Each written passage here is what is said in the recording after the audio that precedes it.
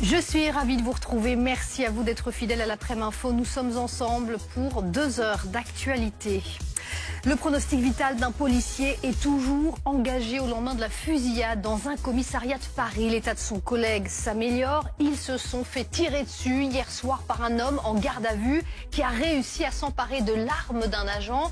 On vous en dit plus sur le profil de cet homme qui venait de commettre une agression très violente. Pierre Barbin, vous êtes sur place au commissariat du 13e arrondissement, encore sous le choc évidemment. C'est toute une profession qui est sous le choc, mais bien au-delà. 2 policiers ont donc été blessés par balle dans un commissariat avec l'arme de l'un des 2 agents. Le pronostic vital de l'un de ces policiers est toujours engagé. Pierre Barbin, on vous retrouve sur place au commissariat du 13e arrondissement de Paris. On imagine évidemment que les policiers sont encore bouleversés par ce qui s'est passé. La fusillade a eu lieu dans les locaux même du commissariat.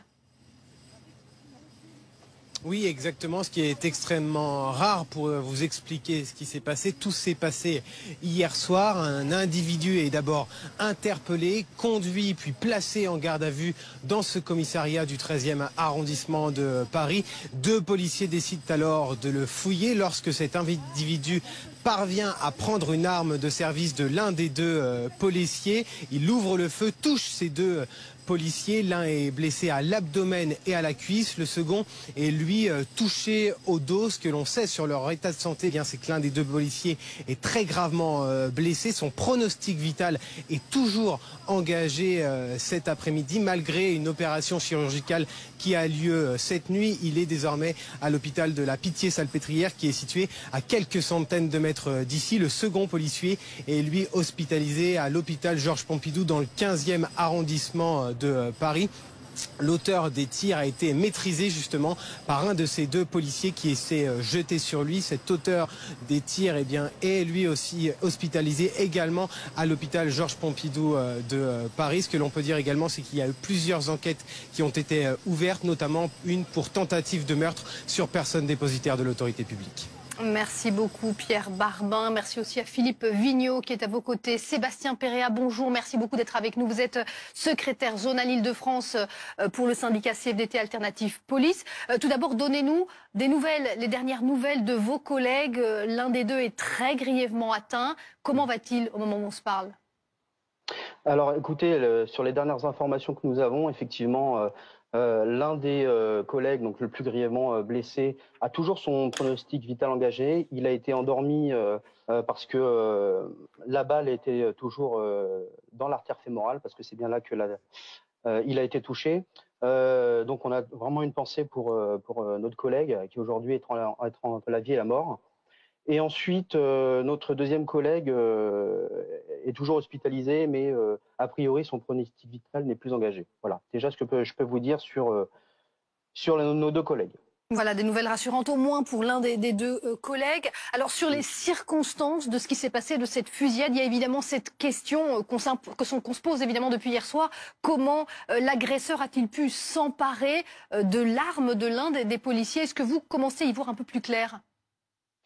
Alors déjà, il faut comprendre un peu le contexte. C'est-à-dire qu'au moment des faits, alors c'est pas les collègues vont pas simplement décider de faire une fouille. Il faut savoir que dans ces moments-là, donc la personne est emmenée, présentée devant un OPJ qui lui a décidé de le placer en garde à vue.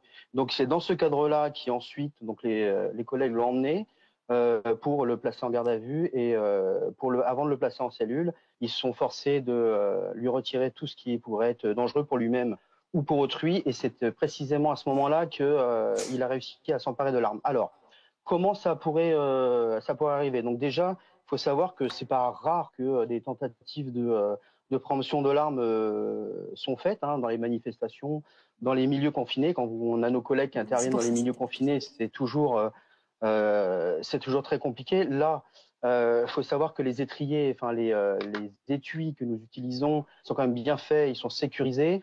Il y a une double sécurité avec une patte anti-arrachement. N'empêche que si vous tournez le dos, là au moment de la fouille par exemple, la personne arrive par l'arrière et arrive à défaire l'étrier, il peut arracher l'arme sans problème.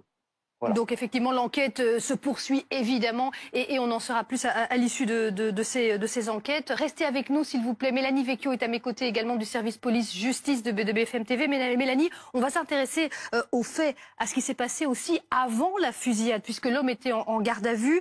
Il avait été interpellé après une agression extrêmement violente. Oui, exactement. Les faits initiaux, si on peut dire, se déroulent aux alentours de 21h15.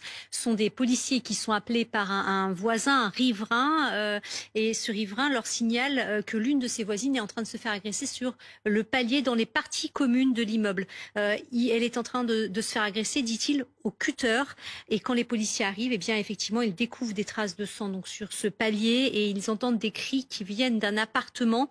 Ils vont alors tenter d'entrer dans cet appartement. Certains policiers vont tenter d'entrer par le balcon qui est mitoyen et d'autres, eh bien, en enfonçant la porte avec un banc en bois qui leur sert de bélier.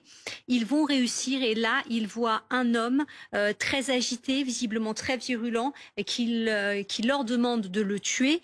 Ils vont alors faire usage de leur pistolet à impulsion électrique à 3 reprises et ils parviennent à le maîtriser. La femme, elle a 73 ans, elle a été grièvement blessée, mais son pronostic vital n'est pas engagé. Elle reste toutefois hospitalisée.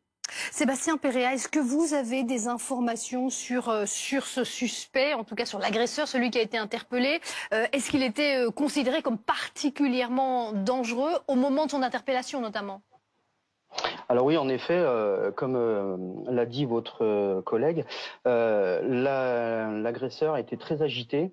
Il menaçait les collègues de mort aussi, faut le savoir. Et à ce moment-là, il n'y a pas vraiment eu le choix. Les collègues ont dû faire usage d'une arme non létale, c'est-à-dire pour juste le neutraliser. Ils ont utilisé donc le pistolet à impulsion électrique.